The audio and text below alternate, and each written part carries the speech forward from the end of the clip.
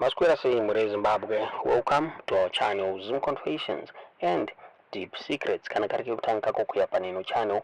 Please don't forget to subscribe. Kana chungwa garoka subscriber. Don't forget to comment and share this video. Nasi Mure Zimbabwe tawigira inyaya kunedza mbato ore Citizens Coalition for Change hiro rakasiwa na the former leader Nelson Chamisa vachitaura ivo vachiti rangara infiltratwa nebato rezano PF mushure mekunge vasengezo Tsabangu vakaenda one vakarikola ma legislators bato reCCC vachitaura vachiti vanga vaiswa zvisiri pamutemo naVanelson Chamisa vachamisa vasvika pakusiya bato iri asi hazvina kumira mushe mubato irori mune hondo dzatanga vari kunetsanirana mari mafactions pane mafactions aimeja nenyaya yemari iri kufanira kubva kugovernment ichipiwa bato reCitizens Coalition for Change. Ndofunga nguva yapfuura vachamisa pavanga vachiri president webato iri sengezo Tsabangu akabuda achitaura achiti pane central committee yakaitwa set up nema-leaders eCCC, which means this central committee is the one yakagara pasi ikarikola ma-legislators aya. So this central committee now yakasvika pakususpenda sengezo Tsabangu ichimupa mhosva yekuti aisaattenda ma-party meetings pamwe chete nekuisa kwaakaisa ma-senators ake ayo akaitwa sworn in muparliament ma-weeks apfuura ayo. So kutaura kunoku this faction the central committee inova iyo iri kuda kurikola sengezo Tsabangu, inova iyo yakarikola sengezo Tsabangu nevamwe vake yakabuda ichitaura iyo ichiti vakanyora kugovernment vachirequesta kuti vabuditsirwe mari iyo iri kufanira kubuditswa negovernment under the Political Parties Finance Act muri Zimbabwe. So kuti party iwanikwe ichipiwa mari iyi kuti qualify for state funding under this act inofanira kusecure at least 5% of the total vote mu general election, of which bato reCCC ndiro rukunzi rakawina ndiro rukunzi of which bato reCCC rakakwanisa kuacquire mavotes anokwanisa kupfuura 5% chirava kuti vari eligible for funding iyi.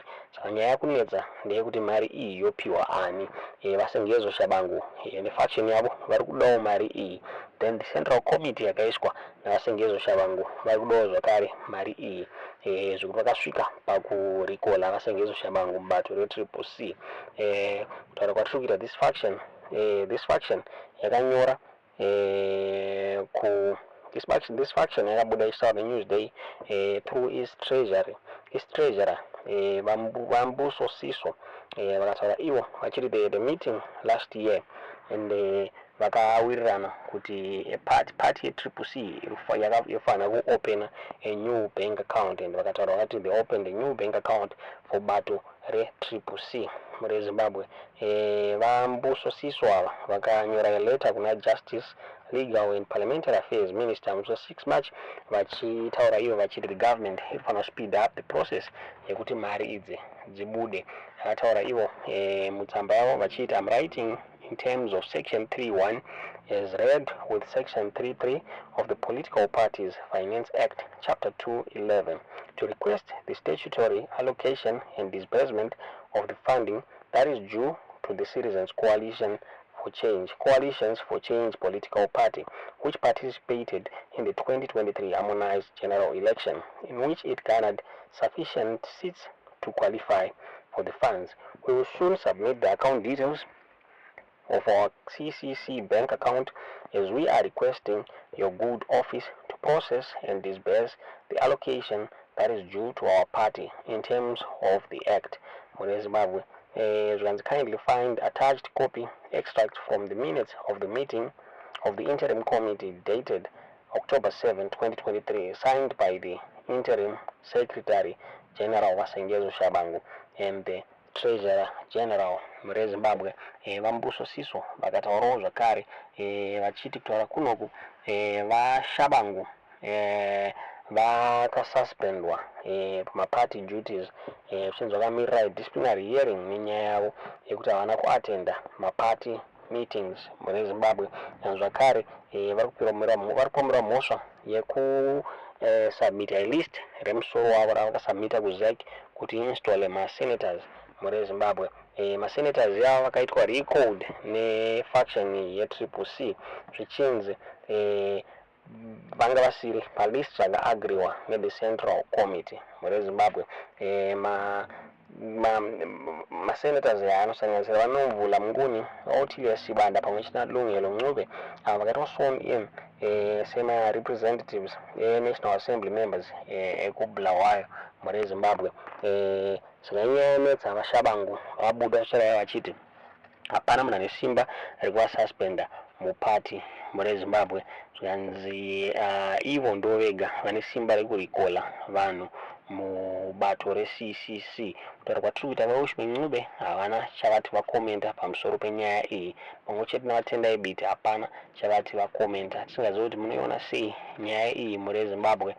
Ndofunga nguva yapfuura vaziyambi vakabuda vachikomenta on this issue, vakataura vachiti government haisi kuzobuditsa mari kana bato reCCC risati rarongeka mune Zimbabwe. Tisingazivi kuti inobuda here mari from the government nemamiriro akaita bato reCCC.